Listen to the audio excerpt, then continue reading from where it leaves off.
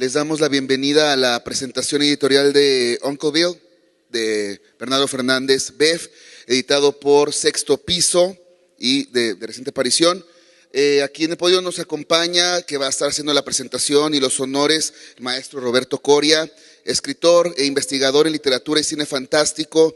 Imparte desde 1998 cursos, talleres, ciclos de cine y conferencias en recintos como Casa del Lago Juan José Arreola de la UNAM, el Museo Sumaya, el Palacio de Bellas Artes, la Cineteca Nacional y el Centro Nacional de las Artes. Es miembro del claustro de maestros del Diplomado en Literatura Fantástica y Ciencia Ficción de la Universidad Claustro de Sor Juana. Fue conductor de los podcasts Testigos del Crimen y Horroris Causa. Es asesor en materia literaria del Festival Internacional de Cine Fantástico y de Terror Mórbido. Coescribió las obras de teatro Yo es otro, Sinceramente es un yo, Henry Jekyll, de niños y otros hombres, y es autor de El hombre que fue Drácula, La noche que murió Poe y Renfield, el apóstol de Drácula. Su siguiente proyecto escénico se llama El viejo que comía niños. En sus horas diurnas es perito en arte forense de la Coordinación General de Servicios Periciales de la Procuraduría General de Justicia del Distrito Federal, y en este momento de nuestra feria está impartiendo un curso taller sobre vampiros, que es hoy y mañana. Amigo ya de San Luis, Roberto Coria, hace un año estuvo aquí dándonos otro curso sobre asesinos seriales, muy exitosos. Y bueno, nuestro autor, a quien venimos a ver, Bernardo Fernández Beff, definitivamente uno de los narradores mexicanos más leídos y editados, no solo de su generación, sino de tiempos recientes. Es, además de novelista y prófugo del cuento, un ilustrador gráfico cada vez más popular, de hecho, entre la banda, entre la chaviza, en su faceta como narrador gráfico. Entre sus títulos que recuerdo, además de Uncle Bill que presentamos hoy, tenemos por ejemplo ahí La Calavera de Cristal, que dibujó con guión de Juan Villoro, también publicado por Sexto Piso. Las dos colecciones de historias gráficas breves, Monorama 1 y 2, creo que está en Resistencia. Un cómic increíble que sigue siendo mi favorito de todo lo que he leído de Beff, Espiral, que es el único cómic mudo que conozco y que es además un bandé de cine cíclico, irregular, muy interesante. En su área novelística, él fue el ganador del premio Otra Vuelta de Tuerca en 2005 con Tiempo de Alacranes, una novela que definitivamente disparó su carrera literaria hacia la estratosfera. Después de esa novela, otra novela premiada fue Hielo Negro, que ganó el Grijalbo en 2011.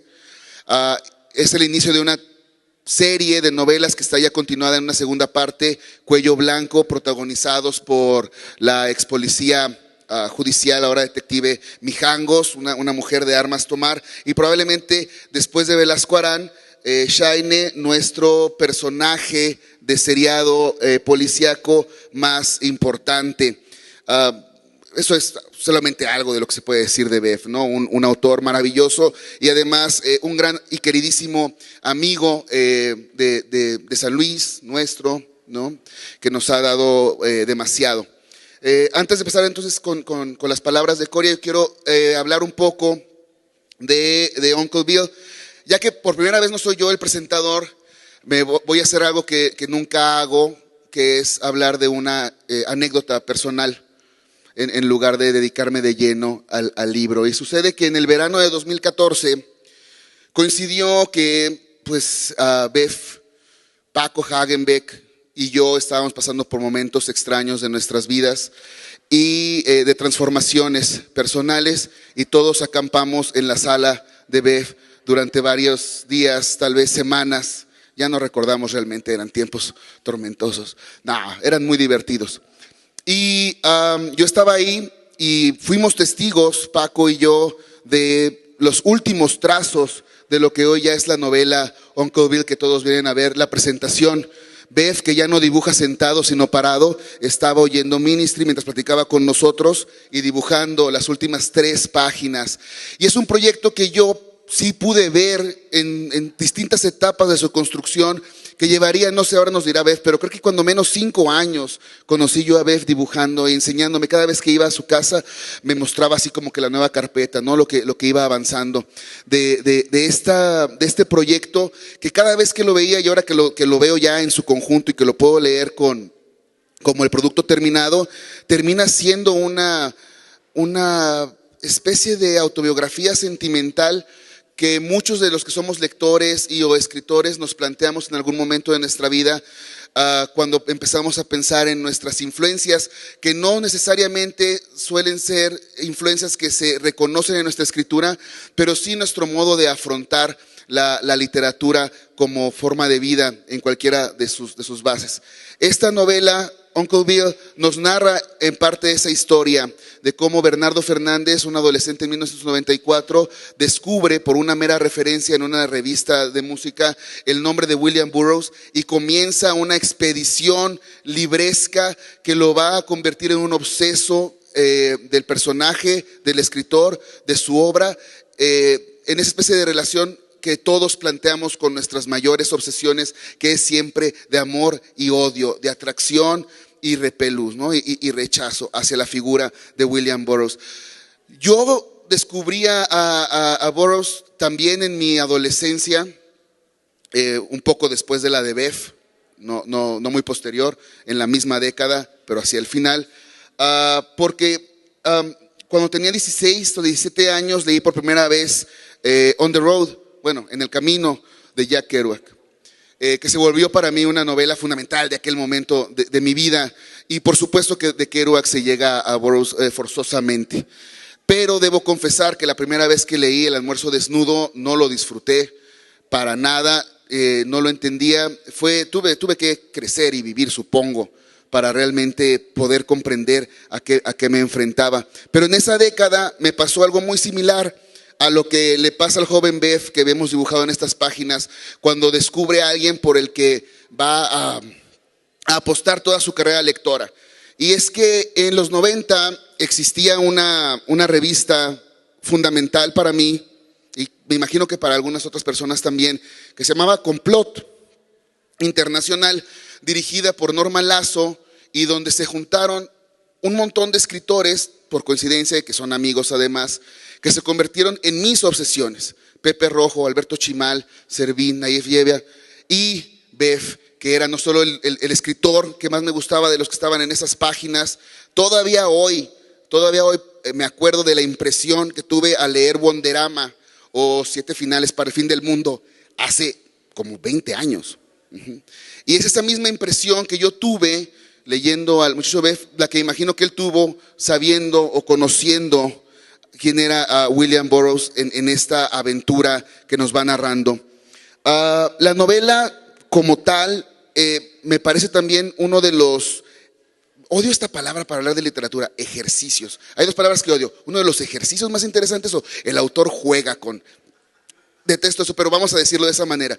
Uno de los ejercicios más interesantes de la narrativa gráfica, no solo mexicana, sino cualquiera que yo haya leído en español y en otras lenguas, porque a pesar de ir construyendo o fingiendo construir o fingiendo presentarnos la historia de los años que pasó William Burroughs en México, del 49 al 52, más o menos, lo que está haciendo Bev es utilizar ese pretexto para contarnos su propia relación como lector con el autor Burroughs, que ya les decía, y darse la oportunidad de en la ficción poder conocer a este personaje idolatrado y poder cuestionarlo y poder encararlo sin que los años de distancia que hay, 50 más o menos, importen para algo. La novela en su construcción por eso es preciosista y es preciosa. Al principio tenemos un capítulo para Burroughs, un capítulo para Bev, un capítulo para Burroughs, un capítulo para Bev, y después los dos hilos conductores narrativos chocan, se mezclan, y ya es un capítulo de Bev con Burroughs y de Burroughs con Bev, y todo comienza a suceder simultáneamente. Como ejercicio narrativo, la novela también es muy recomendable para ver la variedad de registros que puede alcanzar un solo autor en un solo producto narrativo. Probablemente la novela tradicional, la que va de puras letras sin ningún dibujo, que son las que leemos todos, se presten menos a a ejemplificar tan, ahora sí, gráficamente, que es redundante, ¿no? La plasticidad de la narrativa, ¿no? Historiográfica.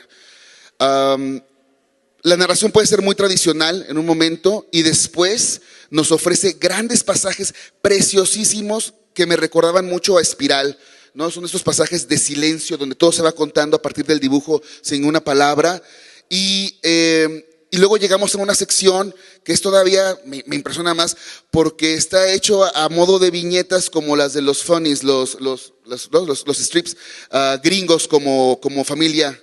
Family Circle o Daniel el Travieso, ¿no? Que solamente la estampa y abajo con la narración, ¿no?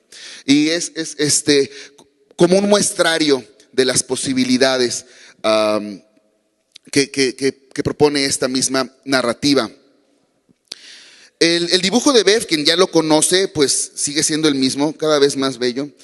Pero en esta novela sí está utilizado de una manera que pueda contarnos mucho más de lo que la simple estampa puede ofrecer.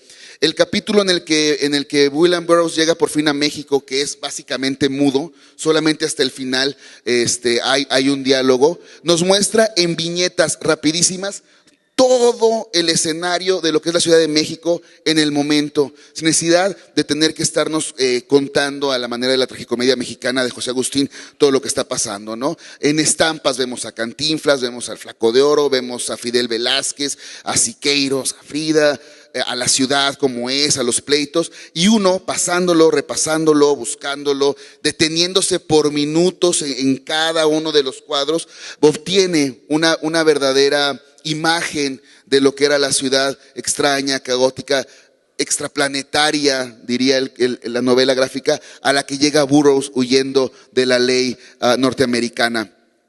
Me imagino que la mayoría de ustedes ya sabe quién es William Burroughs, el autor seminal fundamental norteamericano para varias generaciones. Inmediatamente la de los Beat es la que le queda más cerca, son sus amigos, aparecen aquí Ginsberg, Kerouac, pero influencia Burroughs definitivamente lo que va a ser la gran novela del posmodernismo americano. O sea, sin Burroughs no va a haber Don DeLillo, sin Burroughs no va a haber Franzen, sin Burroughs no va a haber, inclusive extramediáticamente, no va a haber, sin Burroughs no va a haber Tarantino, sin Burroughs no va a haber Beavis y Butthead, ¿no? Es fundamental para muchas narrativas que vienen después. Su influencia en México probablemente sea mucho más ligera, si es que existe.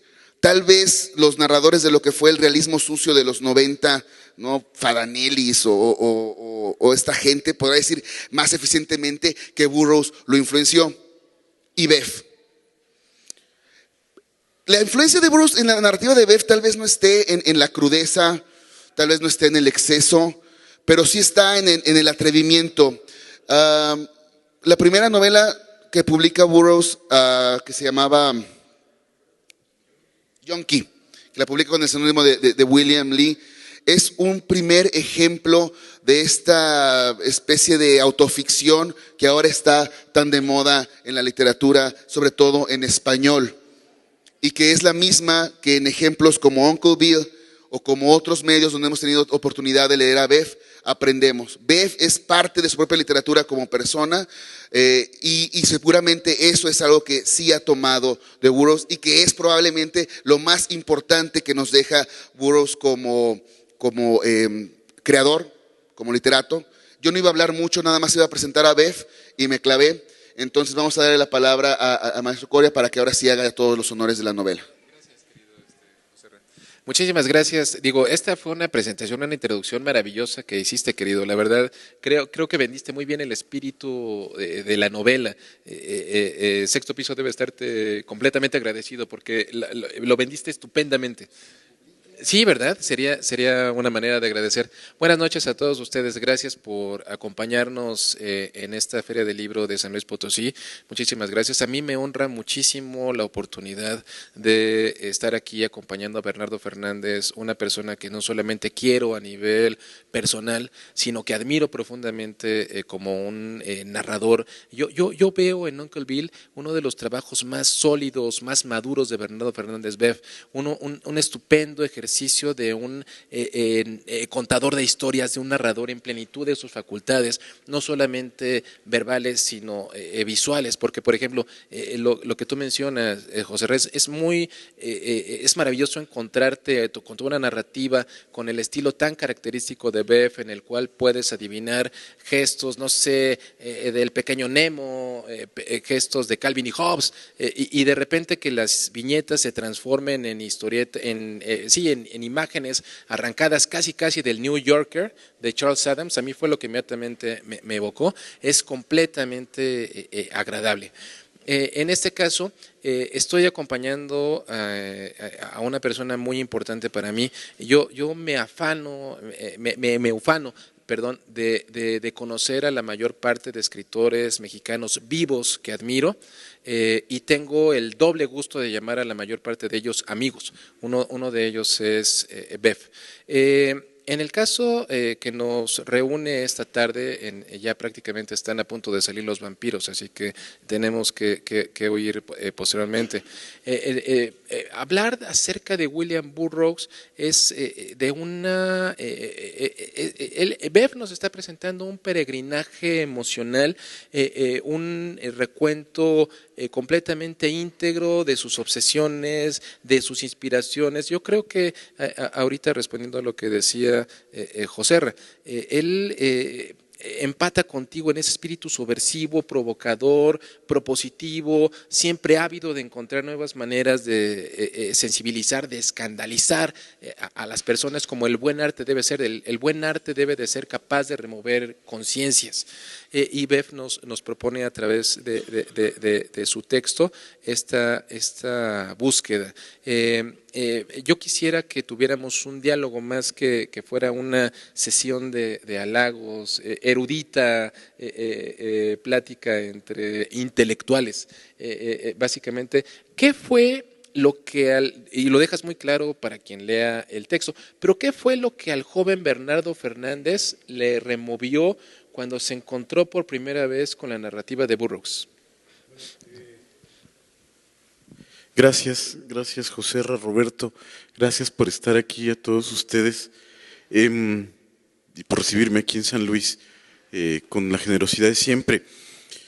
Yo di lo cuento en el libro, yo di con el nombre de William Burroughs de manera absolutamente fortuita. Cuando era jovencito estaba leyendo una revista de rock y había un artículo que decía: el término heavy metal fue acuñado por el escritor norteamericano William Burroughs.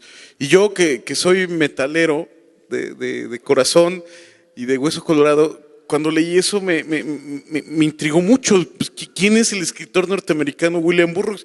El hombre, hay que reconocerlo, tiene un nombre muy sonoro, ¿no? William Burroughs, pues suena mejor que Margarito Ledesma, ¿no? Entonces dije, bueno, vamos a ver quién es este sujeto.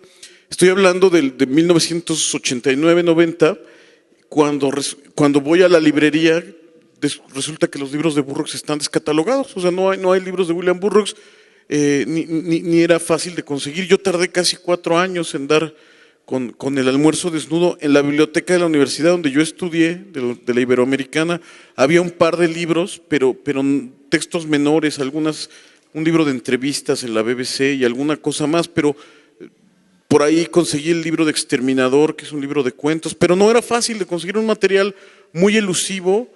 Era lo que llaman ahora un escritor de culto, o sea, era alguien que todos habían oído hablar, había uno que otro que lo había leído, pero el ejemplar en sí a mí se me escapó durante muchos años. La historia que cuento ahí en el libro es que cuando finalmente en San Diego llego a una librería underground y tienen todos los libros de William Burroughs menos el almuerzo desnudo, ya para acabarme de frustrar, pues dije, bueno, pues démelos todos, ¿no? Porque de aquí a que vuelva a viajar.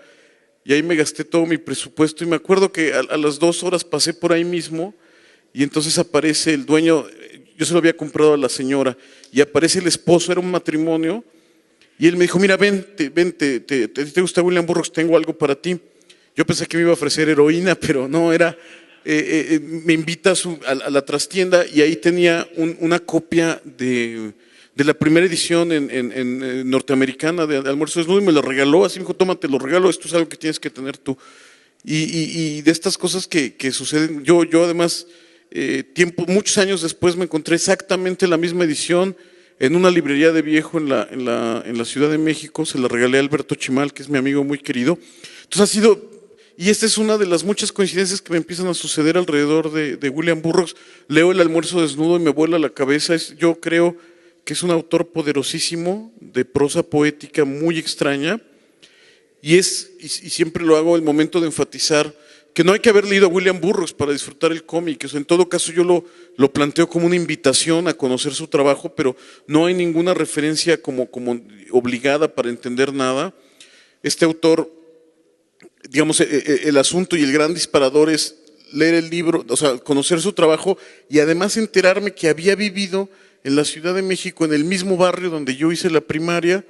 Yo fui a la colonia Roma del Distrito Federal, ahí hice la primaria, no vivía ahí, pero ahí iba a la primaria, y él vivió en esa misma colonia, unas cuadras de donde yo crecí, donde pasé estos años de niñez, y entonces pues se me volvió toda una obsesión de saber, bueno, ¿qué hacía este hombre aquí? ¿Cómo llegó? Enterarme de todo este mito de que había, en aquel momento era un mito de que había matado a la mujer de un balazo en la cabeza. Al poco tiempo apareció un libro que para mí fue pivotal, de La bala perdida de Jorge García Robles, que es el gran biógrafo de Burroughs en México. La bibliografía de Burroughs es extensa, pero la parte mexicana es poco cubierta. Él le pasa un fenómeno parecido a Luis Buñuel. Buñuel, cuando dicta sus memorias, habla profusamente sobre México, pero a la hora de la edición, el editor, que es francés, decide dejar toda esa parte fuera, porque a nadie le importaba en París quiénes eran Gustavo Alatriste y Silvia Pinal y los hermanos, los hermanos Soler, exacto, eran como temas que en París no tenían interés.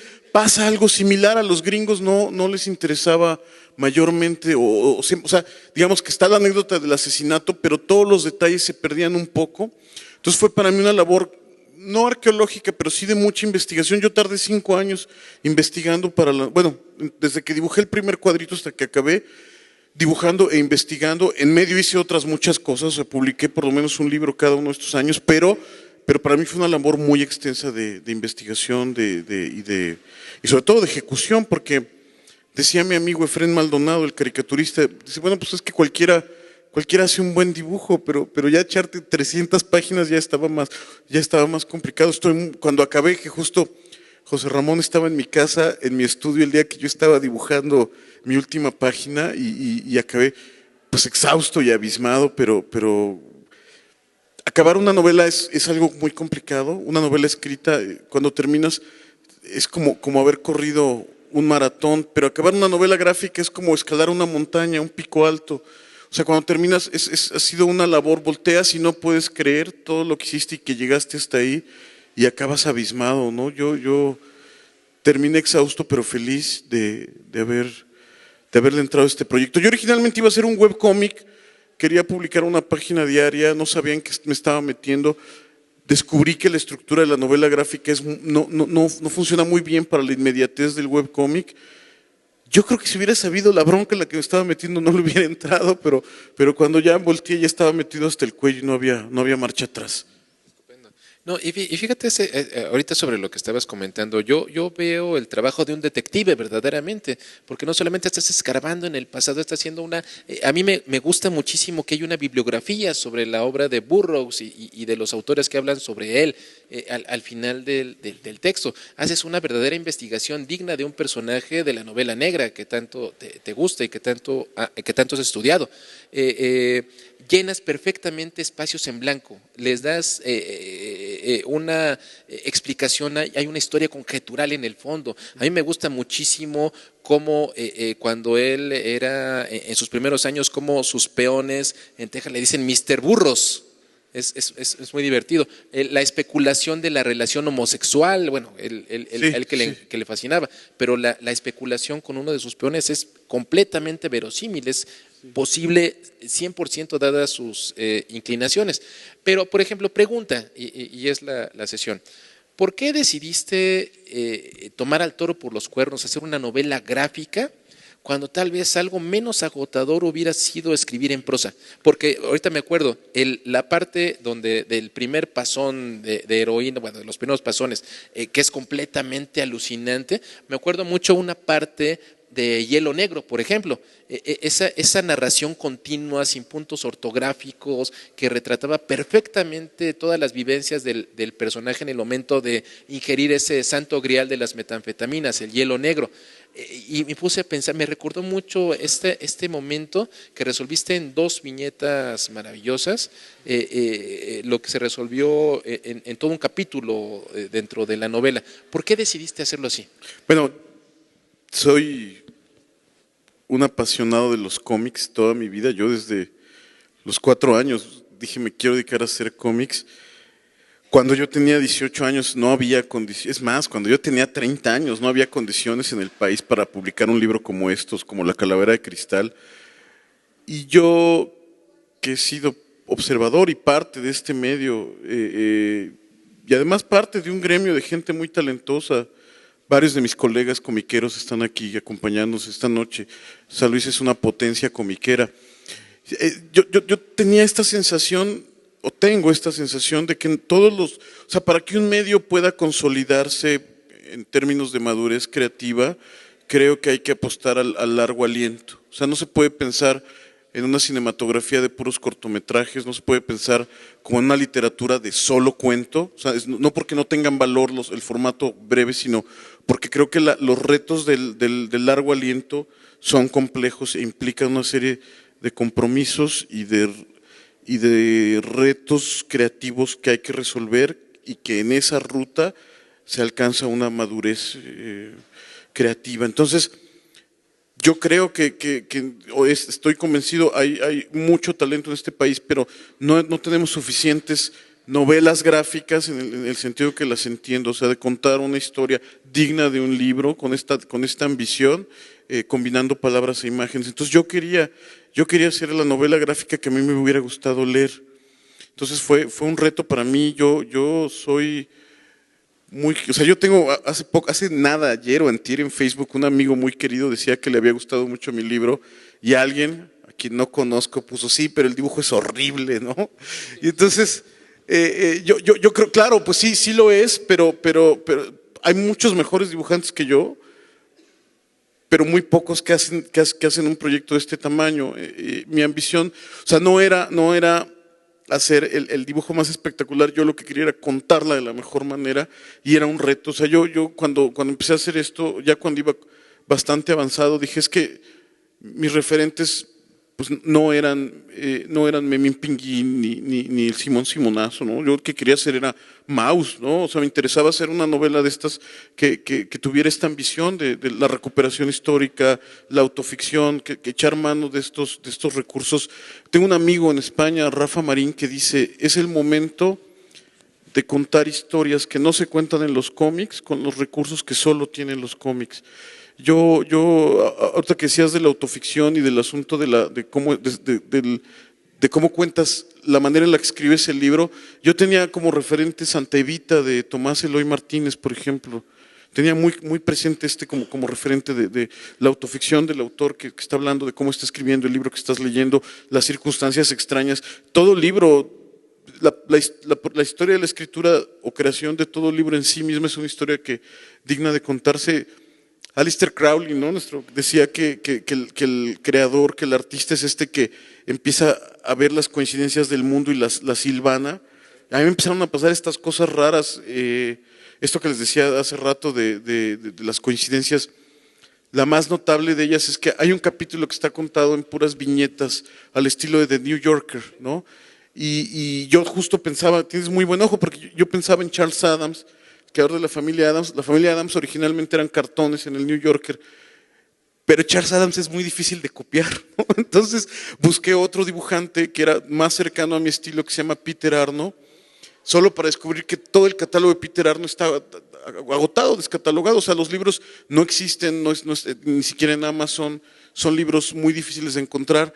Y muy descorazonado, un día en uno de estos tianguis de chácharas del DF, me encuentro así tirado en el piso 3 o 4 libros de Charles Adams y de Peter Arno, carísimos, ¿no? Me pude comprar uno, además en los tianguis estos tú lo ves y no lo vuelves a ver en tu vida entera, entonces no, bueno, me lo llevo con tan buena suerte que además es un libro que traía un texto sobre su método de trabajo, entonces esto me permitió avanzar en ese capítulo, solo para descubrir después de que estaba terminado que Peter Arno era el caricaturista favorito de William Burroughs. O sea, me empezaron a pasar estas cosas muy extrañas, bueno, está documentado casi todo eso.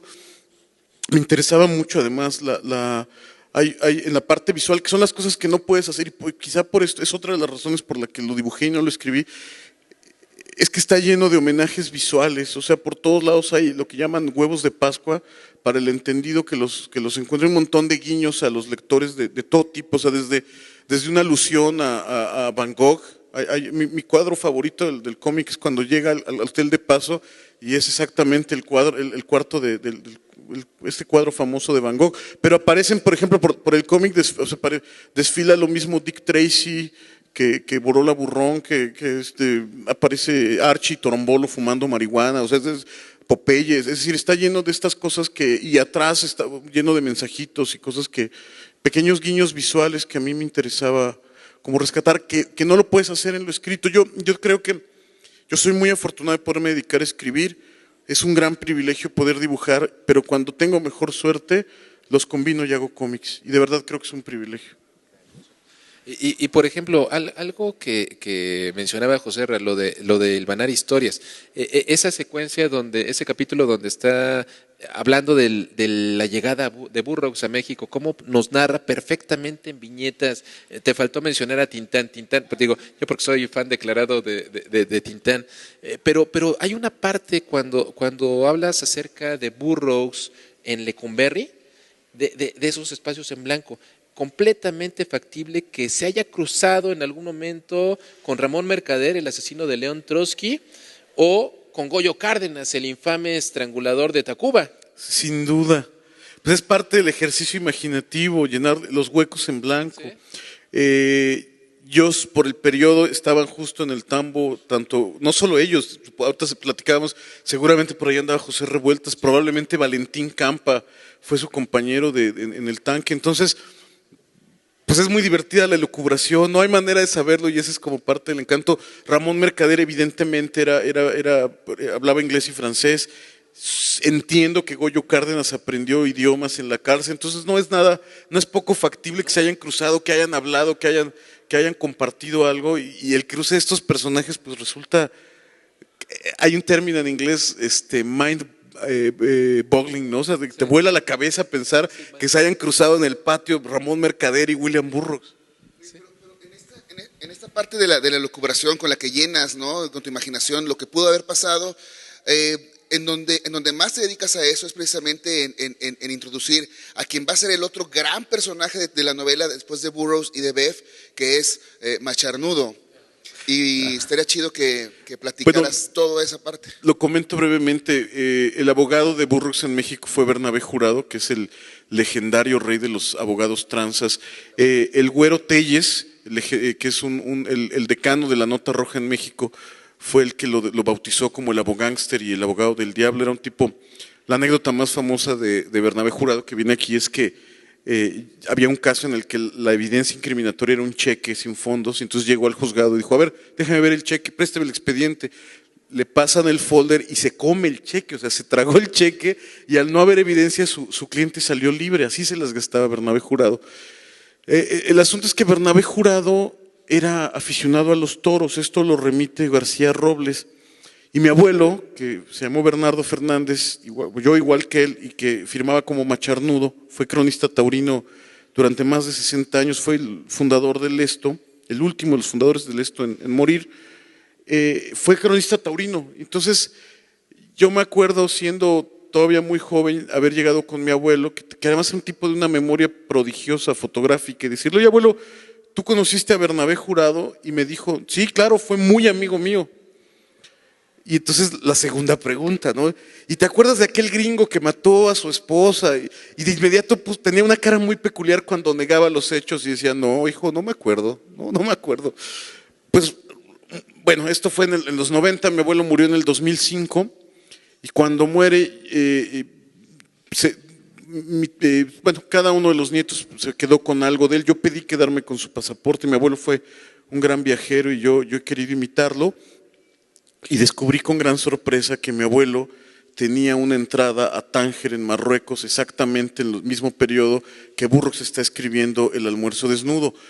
Bernabé Jurado contaba que había ido a buscar a Burroughs para que le pagara, porque Bernabé Jurado tiene que salir del país porque se mete en problemas y Burroughs se escapa al poco tiempo después y nunca le pagó. Entonces Bernabé Jurado decía que lo fue a buscar para darle un susto y sacarle dinero. El biógrafo, el amanuense literario de Burroughs, James Greuerholz, dice que no es posible, echa por tierra, pero conociendo a Jurado yo me lo creo todo, ¿no? Entonces, pues dije, bueno, mi abuelo en ese mismo periodo se escapa a Marruecos con un amigo, solo se sabe en la familia que se fue con un amigo muy rico y muy excéntrico. Entonces, bueno, pues hay la posibilidad, la elucubración de pensar, bueno, y si mi abuelo sí conocía a este gringo, y no, y que es parte del vuelo imaginativo que te permite justo este ejercicio de la novela, y un homenaje para mí a mi abuelo querido, ¿no? Que cuando yo tenía 13 años me llevó al periódico donde trabajaba para ver si me publicaban un cómic, no me publicaron nada, pues, pero bueno, tenía esa deuda con mi abuelo. Nuevamente, lo dijo José hace un momento, es en muchas formas algo autobiográfico. Funciona muy bien en ese sentido. No sé si quieras agregar algo, ¿cuánto tiempo disponemos todavía? Digo, vamos bien. Pues solamente la cuestión de la invitación, o sea, yo realmente quiero felicitarte, querido. Muchas gracias. Porque es un gran trabajo, inspira. Porque fíjate que en el transcurso de la lectura yo me descubrí al menos un par de episodios que serían maravillosos llevarlos al teatro. Esa anécdota que platicábamos, pero sobre todo la figura de, ahorita que estoy viendo una serie, un spin-off de Breaking Bad que se llama Better Call Saul, que Saul es el prototipo también del abogado colmilludo, no estrictamente celoso, respetuoso de la ley, con la figura de este abogángster que la verdad me parece completamente alucinante. La manera en que, de alguna manera, o sea, más allá de la influencia que ha representado en tu obra, en muchos sentidos creo que el vínculo con Burroughs a través de tu sangre, a través de tus progenitores, está ahí patente, está presente. Sí, bueno, siempre lo negó, pero por ahí está, ¿no? Bueno, y además, como en el ADN literario, fíjate, ahorita decía José R. que hay pocos autores burroughsianos en México. Lo que pasa es que es muy difícil de imitar. Es más fácil a Bukowski, ¿no? Su contraparte borracha, pero Burroughs es muy complejo. Hay pocos autores mexicanos que hayan abrazado el espíritu burroughsiano. Uno de ellos, Cifuentes, ¿no? Con los pilotos infernales, y otro, Emiliano González con Neon City Blues. Son los dos ejemplos que yo tengo como de autores burroughsianos, pero sí es un autor complejo y sí, yo no me gustaría decir que soy de espíritu burroughsiano, pero no, a mí me rebasa por mucho. Me gustaría decir que está en mi ADN literario, pero no es así. No, yo creo que lo invocas muy bien. Tú mencionas que tú tenías la intención de que esta novela gráfica estuviera lista para el centenario de Burroughs, un acontecimiento que tristemente pasó desapercibido en muchos círculos. En 2014 fue el centenario de Burroughs. Yo tenía toda la intención de que se publicara a mitad de año, no lo pude hacer, entre otras cosas tuve un accidente yo me fracturé el codo en un accidente vial, entonces la mitad de la novela me la eché con el codo fracturado y pasa desapercibido. Bueno, se entiende que en México no se le haya hecho gran homenaje porque estábamos muy ocupados, sobre todo con el centenario de Paz, ¿no? Bueno, y de Justo Revueltas, Efraín Huerta, Julio Cortázar. Pero en los Estados Unidos yo supuse que se emitiría una estampilla postal o algo vinculado con el centenario. No fue así, me sorprendió mucho, lo cual demuestra que sigue siendo una figura muy incómoda, totalmente contracultural.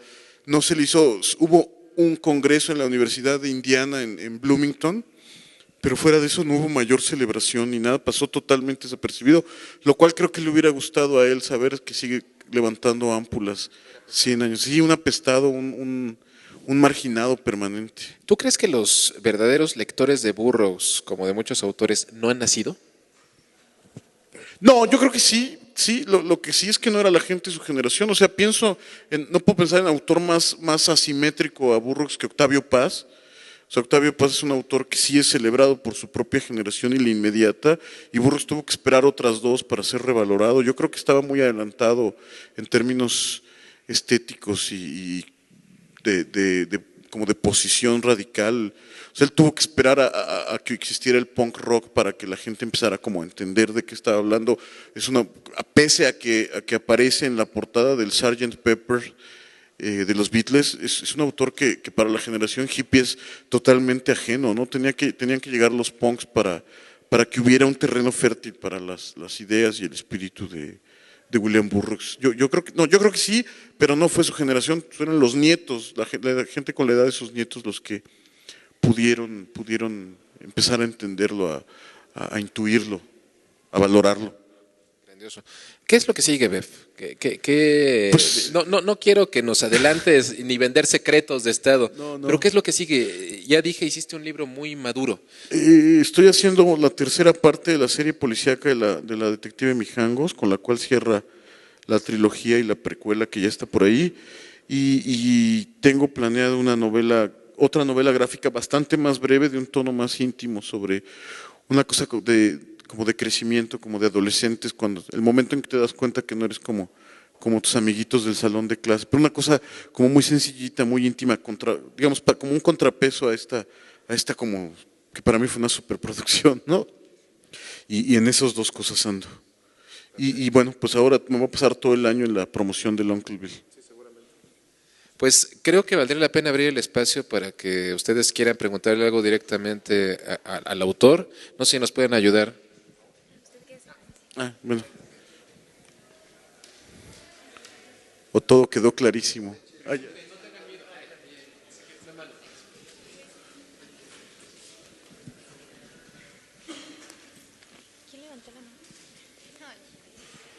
Hola, Bev. Quisiera que nos platicaras un poquito sobre este proyecto que hiciste en conjunto, la verdad no recuerdo el nombre, pero que es precisamente para público invidente, débil visual. Este libro que acaba de salir también hace unos meses. Sí, porfa. bueno, gracias por recordarlo.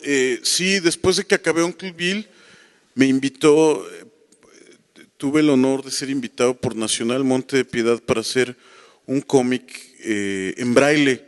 O sea, la Nacional Monte de Piedad quería hacer una campaña de comunicación que dijera que ellos o sea, que no solo prestan dinero, sino también tienen una serie de acciones sociales. Entonces, junto con Jorge Grajales, que fue mi guionista, un tipo brillante, hizo este guión. Son 3 números, ya están hechos 2 y publicados. El segundo acaba de salir. Son cómics en braille y con la triple intención, uno de crear material para la población que tiene cualquier tipo de desventaja visual. Son historias que están contadas por una parte como la parte visual por un lado, la parte en braille en otra, con cuadros negros. Entonces, por un lado, crear material de lectura para la población que tiene desventaja visual. Por otro, crear conciencia entre quienes no la tenemos, quienes gozamos de los privilegios de la vista, como decía Octavio Paz, de los retos que enfrenta cotidianamente esta población, y además la venta de cada uno de estos cómics se transforma en unos anteojos, en un juego de anteojos para niños de bajos recursos en edad escolar con cualquier tipo de desventaja visual, o sea, con miopía, astigmatismo, estrabismo. Yo estoy muy orgulloso de haber participado en este proyecto, me siento muy honrado y ha sido de las cosas que he hecho con un impacto social más importante. Census se puede conseguir además, bueno, en tiendas de cómics, y está a la venta en línea en varias de las librerías más importantes, de las cadenas de librerías, específicamente en El Péndulo. No me da pudor decirlo porque creo que o sea, es una cosa social, no un comercial cínico, ¿no? Pero sí, fue un proyecto muy padre. Bueno, falta hacer el tercer número todavía, pero los primeros 2 ya están circulando. Sí, aquí el caballero, no, ya no. A ver, ahí viene el micrófono, porque aquí hay muy mala acústica, entonces. No quería preguntar porque la vez pasada que viniste a presentar te hice como 7 preguntas No, y no todos dejaba los que a nadie. quieras. No, muchas cosas de lo que ahorita están comentando pues me llenan de cosas que preguntarte y que yo entiendo como charla. Una de ellas es, cuando hablas en la novela gráfica, en el momento en donde tú te insertas dentro de la historia para preguntarle a Burroughs, o sea, ¿qué onda contigo, güey? O sea, ¿qué veniste a hacer aquí? Hay 2 cosas que yo, sin conocer al autor y conociéndote un poco a ti, digo, parece ser que el autor vino aquí por desgracia, se quedó aquí por necesidad extrema y deseaba correr lo más pronto posible. ¿Eso es lo que en verdad a ti te deja o...? Yo creo que Burroughs llega a México huyendo de los Estados Unidos. Él había estado metido en líos y pensaba que habría una orden de aprehensión que lo iba a fundir en una cárcel en Luisiana que lleva el nombre de Angola y que a la fecha es una cárcel pavorosa, ¿no? Yo creo que él le daba lo mismo haber estado en Panamá que en La Paz, que en Bogotá, que en cualquier ciudad de Latinoamérica o de donde fuera, pues al final se va a Marruecos y ahí pasa también un montón de tiempo. García Robles lo que dice es que él estaba y no estaba, y David Huerta señala que pasa por México como cualquier turista gringo, no tiene ningún vínculo cultural con México. 50 años después de que había estado por nuestra ciudad, García Robles le preguntaba, bueno, ¿y tú sabes o conociste quién era Efraín Huerta, quién era Octavio Paz, quién era Salvador Novo? Y con el mayor desparpajo, decía, no tengo idea quiénes son esos güeyes, ¿no? No tenía ningún interés, no le interesaba, ¿no? Pero tampoco le interesaba nada, pues era un hombre como totalmente aislado. Yo sospecho incluso que cierto grado estaba al menos de una manera muy sutil dentro del espectro autista, de estos que son como muy funcionales, pero que no acaban como de tener vínculos emotivos. Estuvo aquí, no estuvo, podría haber sido Ciudad de México, podría haber sido Toronto, ¿no? Con tal de huir, pero bueno, circunstancialmente acabó aquí y aquí todo fue cayendo en su lugar para esta trampa mortal del asesinato imprudencial de su mujer. Y bueno, y derivado de eso también me da la sensación, yo entiendo o es palpable, obviamente, al todo el trabajo que hiciste, pero también se nota como cierta repulsión hacia la figura, o sea, porque de hecho, o sea, si en una parte yo lo veo y analizo y digo, es que era un mal güey, o sea, así lo deja ver en la novela, o sea… Sí, mal bicho. O sea, sus hijos los tuvo nada más por no dejar, yo creo, o sea, a su esposa, si no la mató ya la tenía destrozada, a sus amigos, pues, bueno, según lo que veo ahí, pues tampoco los tenían muy buen en punto, ¿verdad? No sé. A mí lo que me pasa, mira, yo soy un entomólogo frustrado, o sea, a mí me hubiera gustado estudiar biología y me hubiera especializado en insectos. Y con Burroughs me pasa lo que me sucede con los arácnidos. O sea, los arácnidos son animales fascinantes, pero al mismo tiempo muy repugnantes, por lo menos para mí. Entonces Burroughs me da esta sensación que me produce los arácnidos, como de una fascinación y repulsión al mismo tiempo. La esposa de Tom Waits dijo algo, ahora que fue el centenario, y que se habló por lo menos en algunos medios mucho sobre Burroughs, la esposa de Tom Waits dijo que estar a la mesa con William Burroughs era como estar sentado con una araña gigante. Entonces no era como tan equivocada la metáfora, ¿no? Entonces es este personaje que causa fascinación y repulsión al mismo tiempo. Yo creo que no era una buena persona, no me hubiera gustado conocerlo. O sea, si me hubieran dicho en algún momento, o sea, en este momento, si estuviera vivo y dijeran, ¿quieres conocer a William Burroughs? Yo hubiera dicho, no, gracias, está muy bien así. Sí, creo, mi balance es negativo hacia él. O sea, creo que el libro tiene una mirada muy excesivamente piadosa hacia él, pero yo creo que era un personaje bastante desconectado, por decirlo menos. No hubiera querido sentarme a la mesa con él. Ahora yo una pregunta. ¿Te hubiera impactado de igual manera Burroughs si hubiera viajado a Montreal, a Panamá, en ese universo, tracemos por un momento un universo paralelo, se fue a otro lugar, ¿te habría impactado de la misma manera? No, para mí el asunto de que hubiera estado caminado por las mismas calles que yo me lo hace mucho más entrañable de un modo muy extraño, ¿no? Si hubiera, o sea, la otra opción de huida para los gringos en aquellos era Canadá o México. Lo que pasa es que él estaba en Texas. Si hubiera estado en Nueva York, seguramente se hubiera ido a Canadá o a Montreal o algún lugar así. No se me hubiera alejado totalmente del corazón. No, para mí o sea, su paso por la Ciudad de México para mí como lector es fundamental y para él como autor, claro. Entonces yo creo que deberemos de agradecerle a Burroughs por haberse venido a México, porque si no lo hubiera hecho no existiría lo mejor Uncle Bill. Bueno, otra pregunta. Buenas noches. Tengo de hecho 3 preguntas. La primera, ojalá me la pudieras contestar de una por una. La primera sería, ¿cuál es el mensaje que nos das con tu literatura, en especial con Uncle Bill? El mensaje… Desde tu trinchera, desde qué piensas al momento en el que estás escribiendo tus libros y qué mensaje nos das.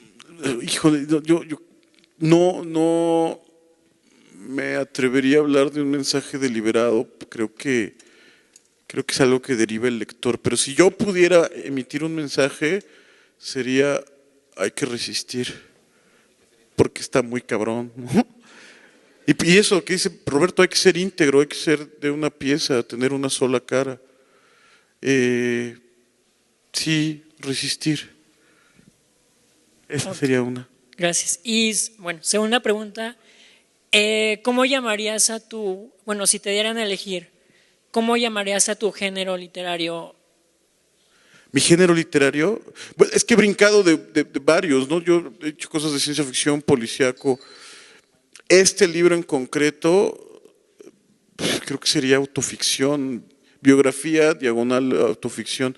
Pero he tenido la suerte de hacer varios, o sea, no nada más he hecho novela policíaca, he hecho ciencia ficción, he hecho literatura fantástica. La etiqueta que más me gusta para lo que yo hago es literatura de la imaginación, que engloba como todas en una sola. Pero y justo curiosamente, este de Burroughs es como de lo menos, sí, es una etiqueta que acuñó Alberto Chimal, la literatura de la imaginación. Curiosamente, Uncle Bill es como de las que aparentemente tiene menos vuelo imaginativo porque todo está como investigado en la realidad, aunque hay al menos un par de instantes, sobre todo al final, la última o la penúltima página para mí le da un cierre como de literatura fantástica de la imaginación. ¿Y la tercera pregunta? Si te dieran 2 opciones, ¿sería el género biffiano o bursiano? ¿Cuál fue el primero? Biffiano, o sea, derivado de tu apodo. Ajá, biffiano. Pues yo, mira, con muchos esfuerzos, casi todos los días logro ser yo. Entonces ya más allá, no, burroughsiano no, que sí preferiría ser, o intento ser yo. Me cuesta mucho trabajo, pero hay días en que lo logro. Si hay novelas tuyas donde se nota que es exactamente como tú, un género literario. Por ejemplo, lo que estamos llamando algunos, o yo, el cyber noir, ¿no? Que es hielo negro.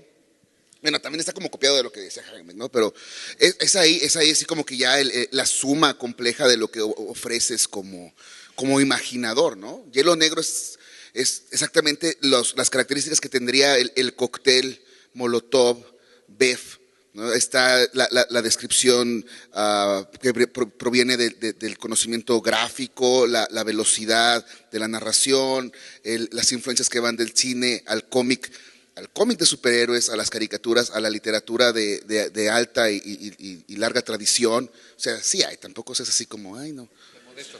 Ajá, tan modesto. No, lo que sí te puedo decir, y que dijo una vez Paco Ignacio Taibo de mi trabajo y me dio mucho gusto, es que decía que yo era el mejor ejemplo de literatura policíaca punk. Entonces me gustaría, si yo pudiera escoger una, yo soy punk. Si me lo permites, yo siempre te he visto como una especie de híbrido, porque en este momento nos encontramos en una mezcla tan interesante sobre non-fiction novel, sobre relato de detectives, sobre poema conjetural. Yo creo que te mueves con gran comodidad, con gran soltura en muchísimos géneros. Eso es lo que te hace tan rico. Bueno, hay un término que me gusta, como narrativa intersticial, ¿no? Donde se cruzan las cosas, ese es el espacio donde estoy más a gusto, en lo intersticial. ¿Otra pregunta? Acá hay otros. Hola, yo tengo una pregunta un poco más técnica. Al momento de trabajar, bueno, la técnica todavía es manual, ya estás digitalizando. ¿Y cómo trabajas? Por ahí comentaron que escuchas música, que trabajas parado. O sea, fueron 5 años, platícanos un poquito de eso, ¿no? Bueno, digamos que hasta antes de este proyecto yo venía ya haciendo casi toda mi gráfica digital, o sea, yo trabajo con una tableta digitalizadora y ya no utilizaba papel y era todo en el ambiente digital, pero para este quise regresar al lápiz y el papel, entonces cada una de las páginas está trazada con lápiz azul y entintada con pincel, distintos tipos. Yo uso unos pinceles japoneses que es una pluma que trae un cartucho, entonces no tengo que estar cargando tinta todo el tiempo. Fudepen se llama ese tipo de tinta. Pasé por muchas fases, o sea, momentos que escuchaba música, momentos que no. Sobre todo para entintar escucho música, entre más estridente y ruidosa y disonante, mejor.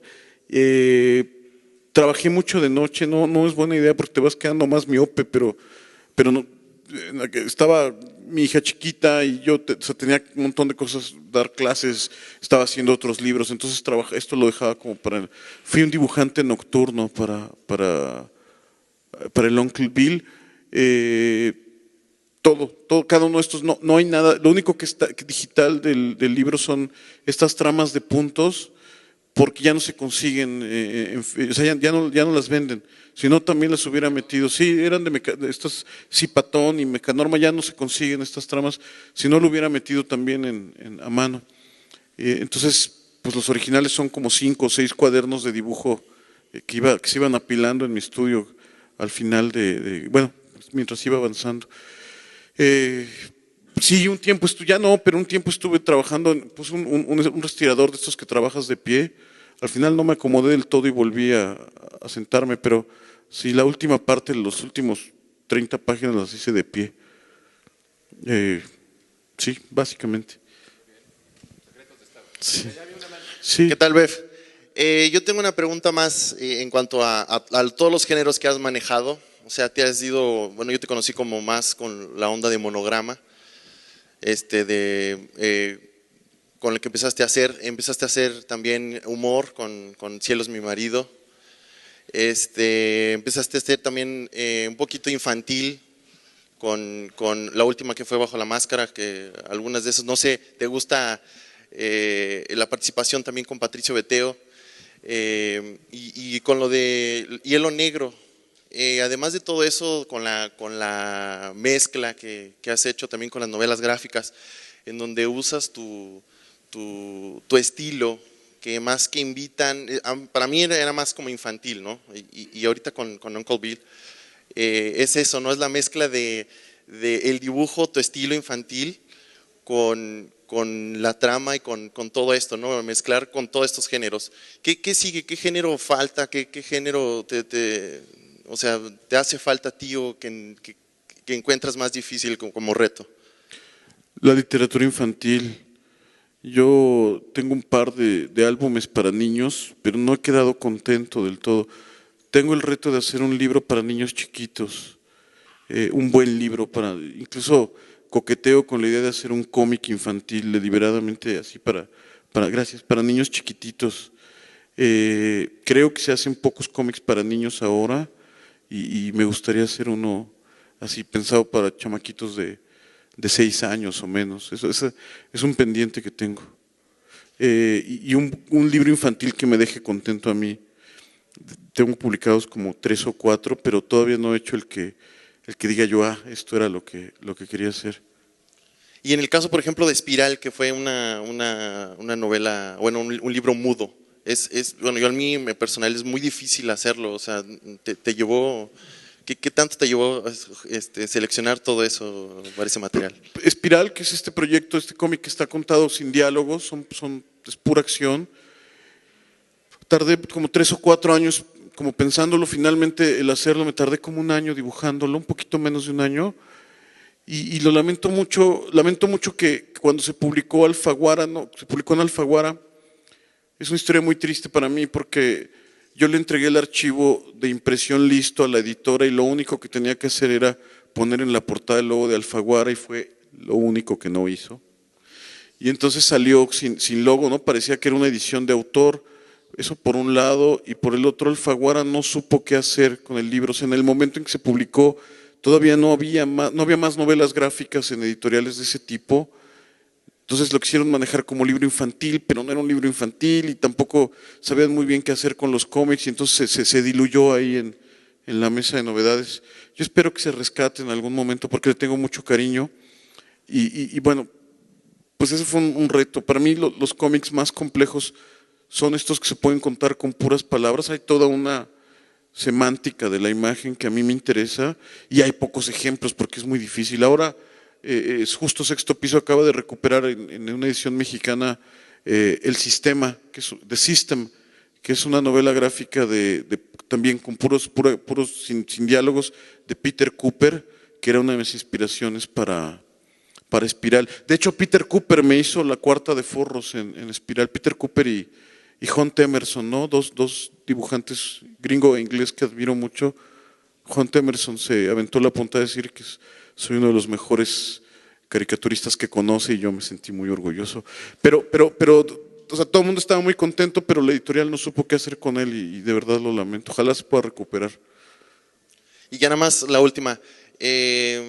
¿Crees que, bueno, qué tan factible sería, por ejemplo, retomar proyectos como Molotov con Bachan o con otros dibujantes de la misma talla? Bueno, justo acabo de ver a Bachan en Mérida el fin de semana. No, pues cada quien agarró su camino, ¿no? Yo creo que éramos un colectivo en aquel momento, cada quien fue agarrando su camino, él ha hecho su propia carrera.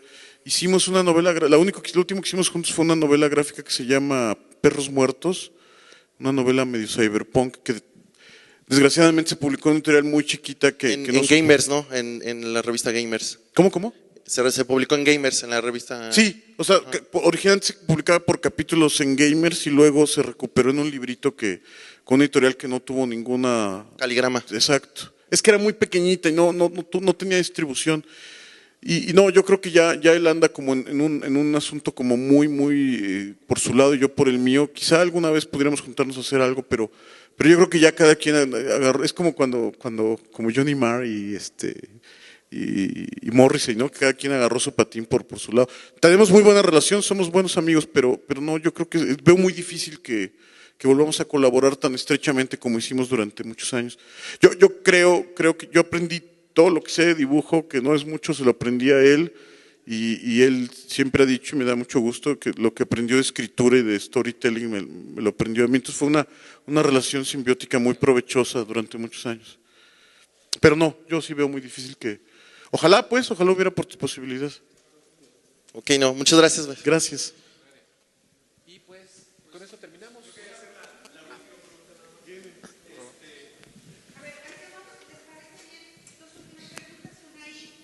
Pero de una nomás. A ver, primero la de atrás y luego cerramos contigo. Sí.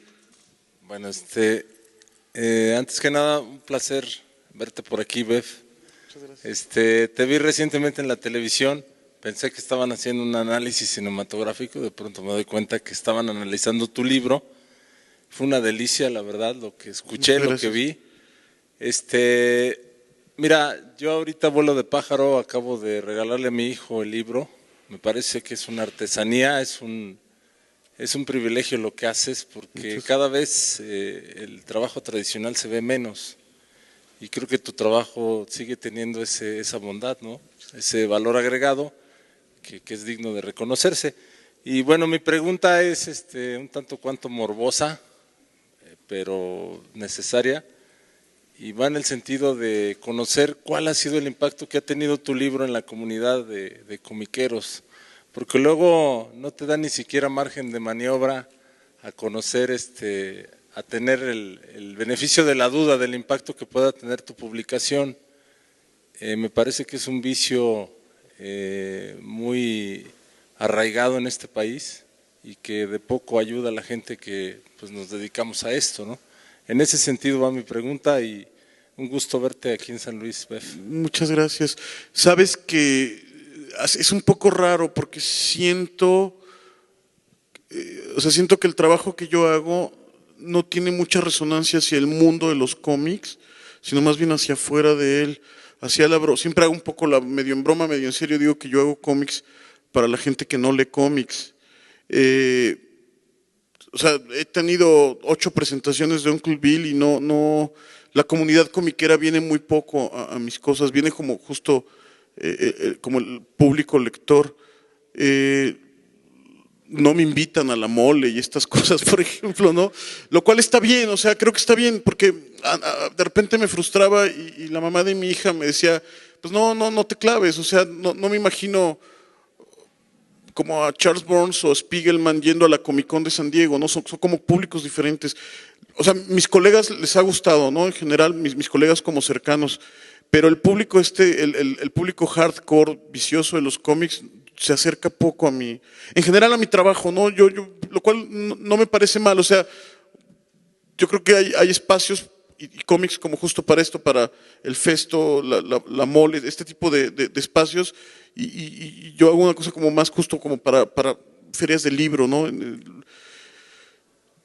Digo, tengo una buena relación en general con mis colegas, pero el público de los cómics no se acerca mucho. Yo creo que hay ahorita como un interés muy grande en otro tipo de cómics que yo no hago, pues, o sea, ahora mismo no estoy haciendo ciencia ficción o subgéneros, entonces no se me acerca, este público tradicional de los cómics se acerca poco a mí. Claro, es que tampoco me veo en las tiendas de cómics al lado, por ejemplo, de un cómic de Batman o creo que es otro tipo de historia, entonces, pero está bien, pues, ¿no? O sea, antes me sacaba de onda, ahora digo, pues van cayendo las cosas por ahí, ¿no? O sea, yo creo que es un material como para un público más abierto y más general, no tan especializado.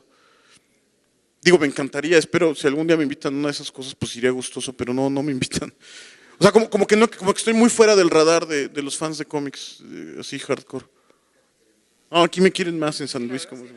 Muchas gracias, muchachos, muchas gracias. Me voy a quedar aquí con ustedes. La última.